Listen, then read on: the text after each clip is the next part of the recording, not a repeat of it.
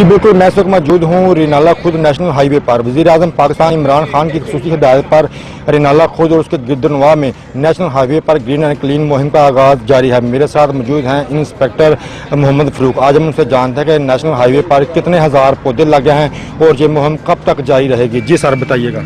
Imran Khan prime minister of Pakistan کے vision کے مطابق ہم نیشنل ہائی وے اتھارٹی اپنا کردار ادا کرنے کے لیے کوشاں ہیں۔